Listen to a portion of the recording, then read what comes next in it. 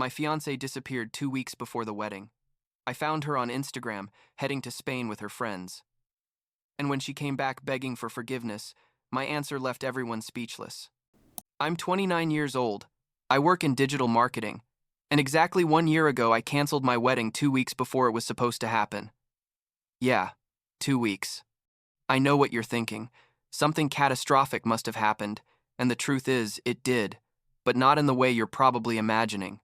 There was no infidelity. There were no epic fights. There was no telenovela-type drama. What happened was that my fiancée, Hannah, just disappeared. And when I say disappeared, I'm not speaking metaphorically. I mean, she literally vanished from our apartment without telling me absolutely anything. And what came after that basically destroyed everything we had built together over almost 5 years. I guess I should start at the beginning. You know, how we met and all that. Hannah and I met at a work conference like 6 years ago. She worked in human resources for a tech company, and I had just switched jobs to a marketing agency. We connected super fast, one of those connections where you feel like you've known the person your whole life, even though you've only been talking for a couple hours. We started dating about a month after meeting, and things were incredible from the start. She was fun, smart, ambitious, and we had the same plans for the future, or so I thought. We moved in together after a year and a half of dating, and honestly, everything was going perfectly. Sure, we had our fights like any couple, but nothing serious, nothing that made us think things weren't going to work out. I proposed to her like 2 years ago, on a trip we took to the mountains. Nothing super elaborate, but it was special for us. She cried, said yes immediately, and we spent the rest of the weekend planning what we wanted our life together to be like. We decided to wait a year before starting to plan the wedding because we both wanted to focus on our careers first. And the truth is, that year was great. We bought new furniture for the apartment, adopted a cat named Mochi, and basically acted like we were already married. Everyone said we were the perfect couple, and I honestly believed it. We started formally planning the wedding about a year ago. We wanted something medium-sized, like 150 guests, at a nice venue but not excessively expensive.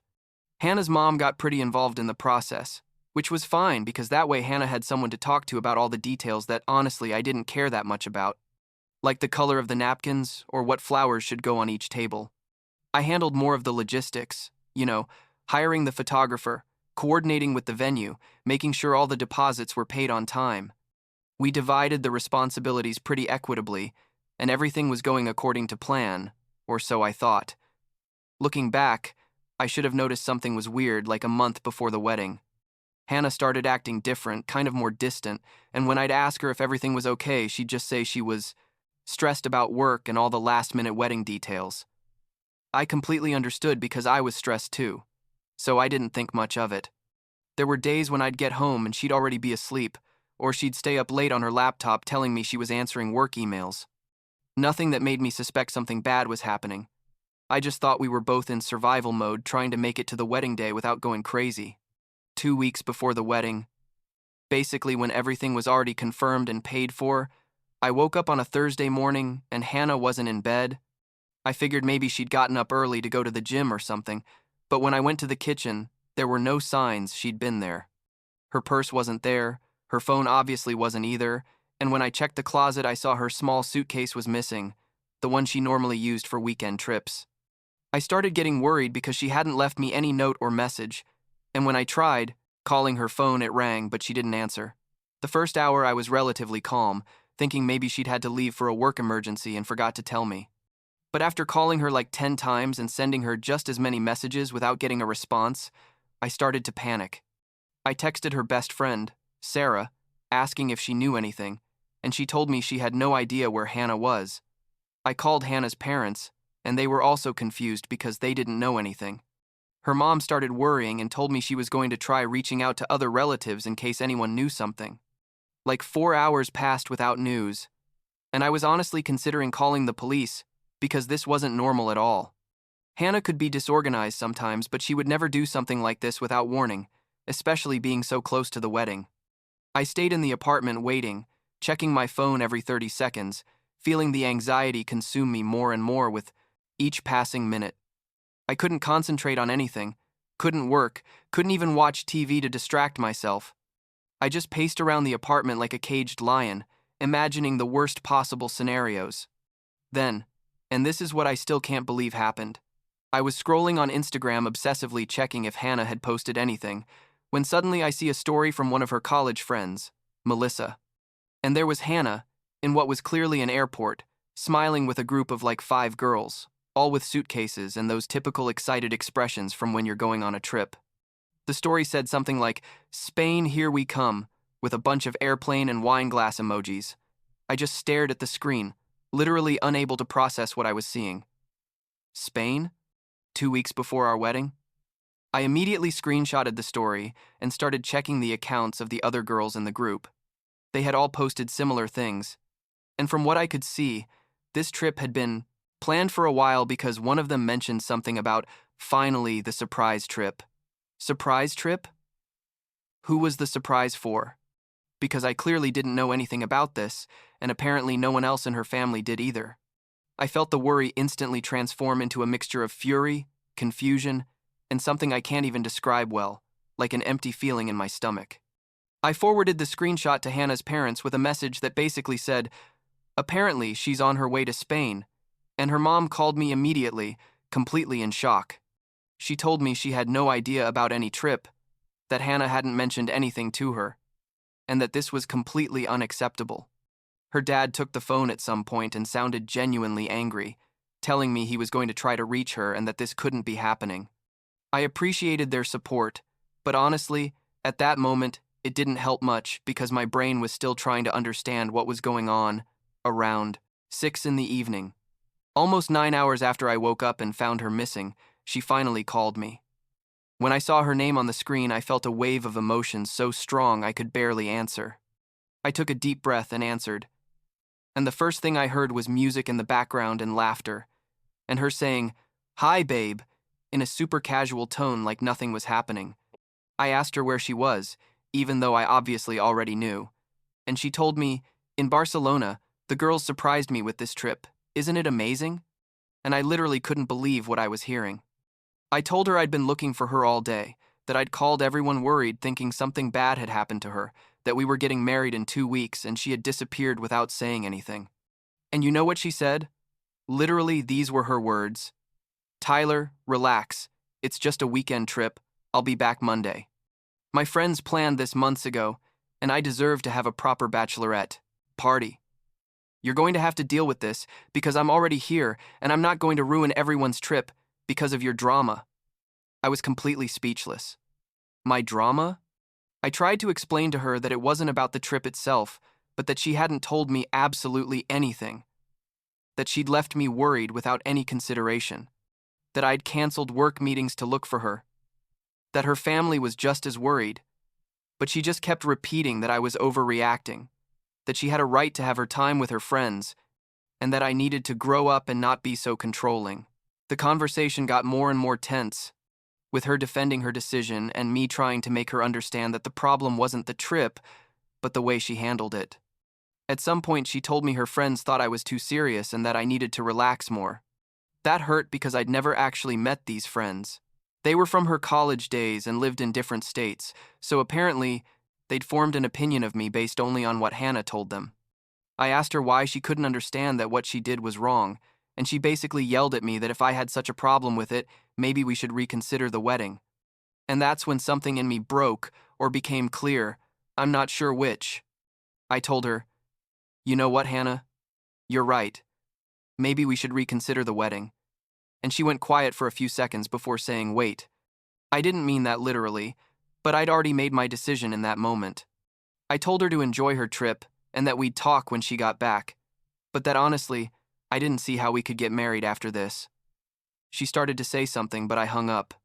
My hands were shaking and I felt like my chest was going to explode, but at the same time there was a strange clarity in my mind, like when after being lost in fog you can suddenly see the path in front of you. That night I basically didn't sleep. I just stayed on the couch thinking about everything, replaying our entire relationship in my head, and I started to see things I'd ignored or justified for years. The way Hannah sometimes minimized my concerns, how when I had an important problem she'd make it about her. Those little things I thought were normal, but were actually signs that we didn't communicate well. And most importantly, I realized that someone who truly loved and respected me would never put me through what I'd just been through. It didn't matter if it was her bachelorette party or her dream trip. The way she handled it showed a fundamental lack of consideration and respect. The next day, I called the venue and explained the situation. They were incredibly understanding given they were losing a big wedding, but they made it clear the deposits weren't refundable. We lost like $12,000 just there, not counting what we'd spent on other vendors. Then, I had to call every provider, the photographer, the catering service we were going to use for the rehearsal, the DJ. Literally every person who was involved in making the wedding possible. Some were understanding, others not so much, but everyone wanted some kind of written confirmation that we were canceling. The worst part was having to tell family and friends. I called my parents first and explained everything that had happened. My mom was on my side immediately, saying what Hannah did was unforgivable and that she obviously wasn't ready for marriage. But my dad, and this still hurts, basically told me I was overreacting, that all couples go through stress before the wedding, that Hannah just needed her space, and that I was making a huge mistake by canceling everything. I tried to explain my point of view, but he didn't want to listen. He kept insisting that problems are resolved by talking, not running away. I sent a group message to all the guests explaining that the wedding was canceled due to unforeseen circumstances and that we were sorry for any inconvenience. The messages I received were all over the place. Some close friends called me, asking what had happened, and when I told them the full story, most supported me. But there were others, especially mutual friends of Hannah and mine, who thought I was being dramatic and extreme. A cousin of Hannah's sent me a long message telling me I was ruining her cousin's life over a misunderstanding and that I should have more compassion because brides go through a lot of prenuptial stress. Hannah came back that Monday, like she'd said, tanned and apparently relaxed. She sent me like 20 messages during her trip, alternating between apologizing and defending herself, but I didn't respond to any of them. And when she got to the apartment, I wasn't there because honestly I didn't want to see her. I'd stayed at my best friend Marcus's house, who was basically the only one who supported me without conditions during all this. Hannah called me yelling about why I wasn't there, that we needed to talk like adults, that this was ridiculous. I told her she could come get her things when I was there to supervise, but that there was nothing left to talk about regarding the wedding because it was completely canceled. She went to the apartment that Wednesday with her dad, who looked super uncomfortable with the whole situation. I'd prepared all her stuff in boxes, except for some big furniture that technically we'd bought together.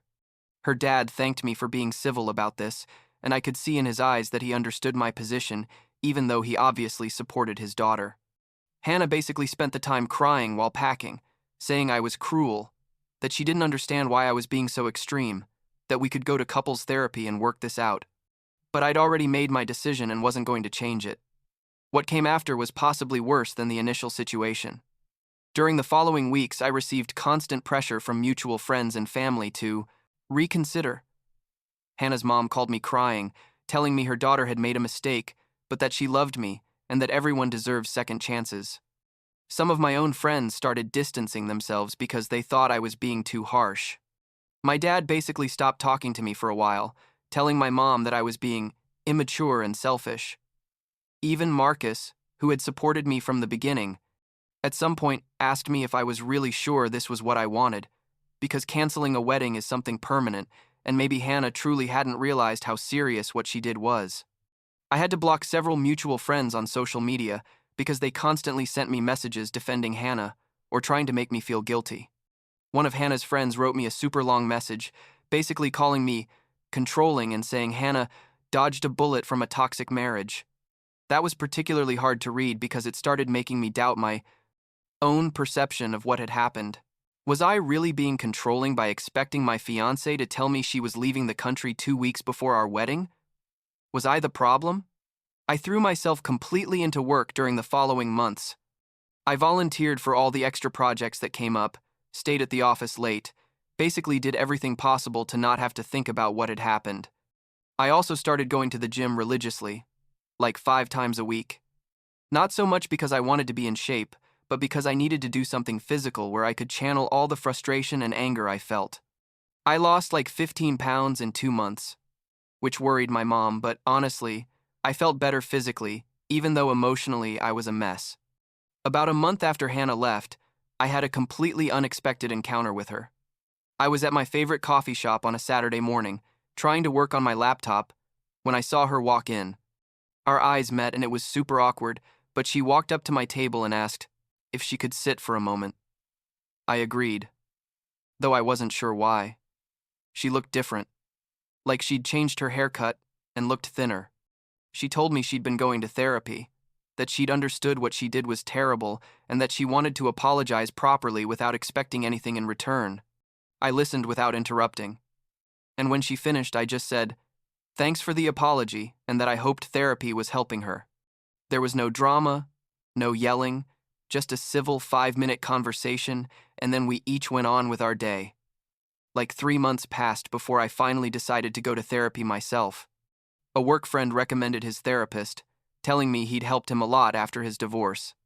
At first, I was skeptical because I'd never been to therapy and had all the typical stigmas about asking for professional help, being a sign of weakness or whatever. But the first session was revealing in a way I didn't expect. My therapist, Dr. Chen, basically let me talk without interrupting for like 40 minutes. And when I finished, he helped me understand that what I was feeling, all that mixture of anger, sadness, relief, and guilt, was completely normal and valid. We unpacked not just what happened with Hannah, but also patterns in my previous relationships, the way my parents handled conflicts when I was a kid, and how all that influenced the way I viewed romantic relationships.